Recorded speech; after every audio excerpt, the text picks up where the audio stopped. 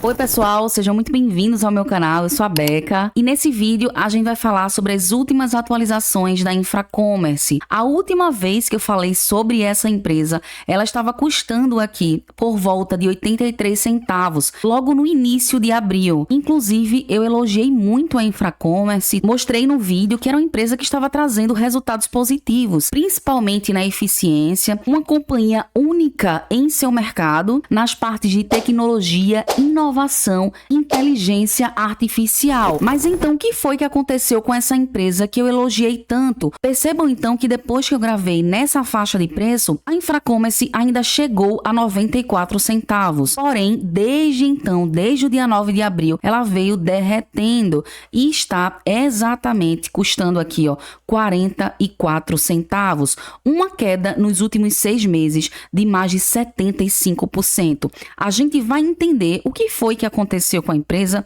depois desse resultado, principalmente. Eu vou te explicar de forma mais clara e descomplicada possível, como já é característica desse canal, e explicar no detalhe para tanto o investidor iniciante entender, como também o investidor avançado. E no final dessa análise eu vou te dizer se eu continuo acreditando na Infracommerce e quais são as minhas perspectivas e o que eu espero da Infracommerce a partir de agora. E a única coisa que eu quero te pedir é que você deixe o like de confiança logo nesse início de vídeo para me ajudar, para ajudar o meu trabalho aqui no YouTube. Se você não é inscrito, perceber que eu estou te agregando, se inscreve no canal, vai ser uma honra para mim. Se você ainda não ativou o sininho das notificações, já ativa aí o sininho para não perder nenhum vídeo aqui do canal. Tá bom? Então vamos embora pro vídeo. E o primeiro ponto que eu quero destacar nesse vídeo aqui é já dizendo que Ivan Murias, o novo CEO da Infracommerce, não teve nada a ver com esse resultado de agora, até porque ele assumiu o cargo em abril. E como eu falei de Ivan Murias, o novo CEO da Infracommerce, eu já quero destacar aqui para vocês 2 pontos muito importantes sobre ele, que deixa assim um investidor animado e que a gente vai cobrar nos próximos resultados. Vamos só deixar aqui muito claro 2 situações. Primeiro fato, e não menos importante, é que ele já foi CEO da Tokstok e da Valide. E na época, arrumou muito bem a casa dessas 2 empresas. E a gente já vem aqui para o segundo ponto. Percebam aqui, é sobre o trabalho que ele fez na Valide. Ivan Murias assumiu essa empresa em 2020, encontrou a companhia endividada com indicadores negativos.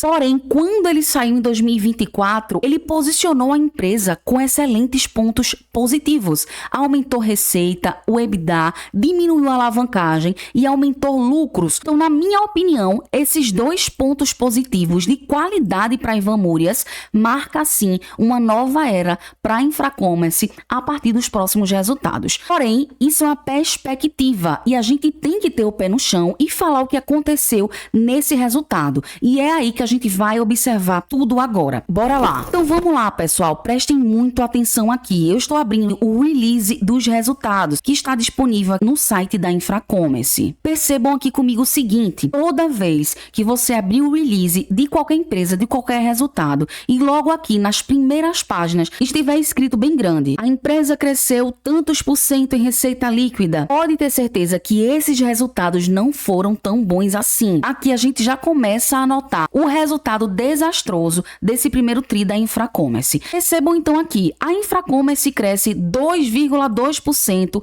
em receita líquida, com contínua redução de despesa e capex. E aqui eu já quero perguntar a vocês, 2,2% é um resultado significativo em relação à receita líquida? Claro que não, tá, pessoal? Então esse é um ponto para já ligar aí um alerta, tá bom? Mas vamos lá avançar. Observem aqui comigo. A gente teve uma redução do GMV de 4% em relação ao primeiro TRI de 2023. E GMV é o volume bruto de transação das mercadorias. Eu confesso a vocês que não esperava e até me surpreendeu essa diminuição se tratando da Infracommerce e olhando os resultados anteriores. Causa até uma estranheza nesse resultado. Mas vamos ter calma que esse é o primeiro ponto que a gente está analisando nesses destaques. Aqui eu já coloco um X milhões. Foi um resultado ruim. Aqui na receita líquida, como eu já falei para vocês, um aumento insignificante de 2%. Essa é a realidade. E o EBITDA ajustado, observe aqui comigo que a gente teve uma redução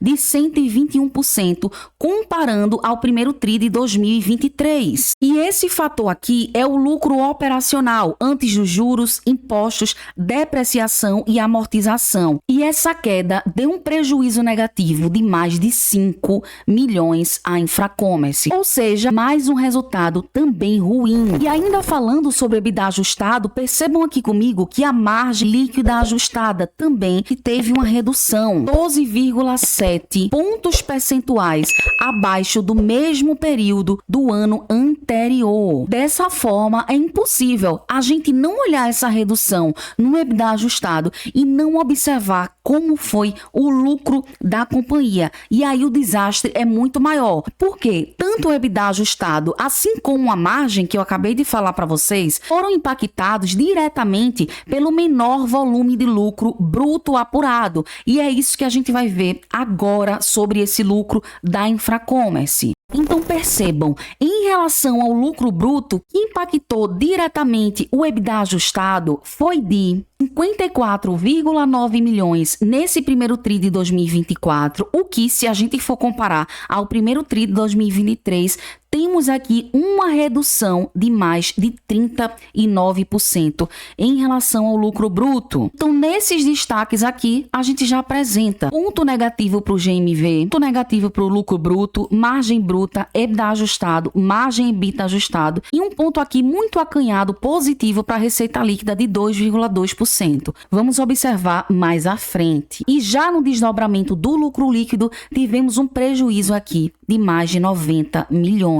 Outro ponto negativo. Em relação ao CAPEX, a gente tem aqui um ponto positivo. De fato, a empresa mantém essa contínua redução em seus investimentos. E agora preste atenção aqui. Quando a gente observa em relação à rentabilidade, a gente tem um aumento na receita líquida RIA de Conte, que basicamente é uma métrica que ajuda a mensurar a eficiência operacional da empresa. Então, esse sim é um ponto positivo. A gente teve um aumento de mais de 38%. Outra evolução relevante em relação à receita líquida, tratando do SG&A, é basicamente as despesas que a Infracommerce tem de vendas gerais e administrativas. Então, a gente teve uma redução, isso é bem importante. Outro ponto positivo. E agora, analisando o CAPEX, a gente também teve uma redução em relação ao primeiro tri de 2023 de 8 pontos percentuais, um ponto também positivo. Tratando-se da receita líquida nesses 3 pontos, sim, nós vemos aqui claramente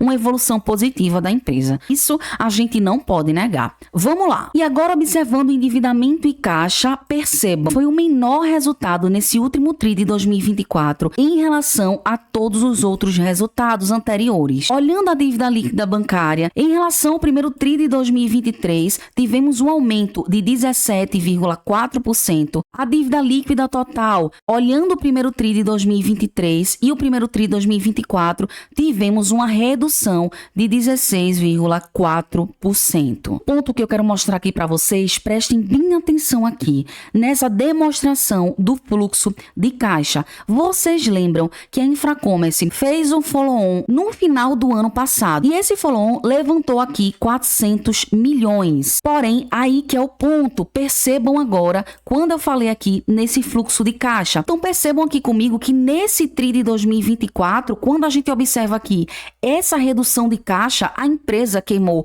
mais de 232 milhões, fazendo a soma total. Percebam comigo, se a Infracommerce fez um follow-on de 400 milhões e já evaporou apenas do primeiro tri de 2024, mais que a metade desse follow-on, o meu questionamento é, em quanto tempo, se a Infracommerce continuar com esses péssimos resultados e queimando tanto caixa, esse valor do follow-on vai ser eliminado do mapa? Claro que não vai demorar muito. Então, esse é um ponto que a gente deve ficar muito atento. Inclusive, o novo CEO reconheceu esse resultado péssimo. O resultado que apresentamos hoje não reflete o nível que desejamos estar. E ainda continuou, mas é parte necessária deste caminho.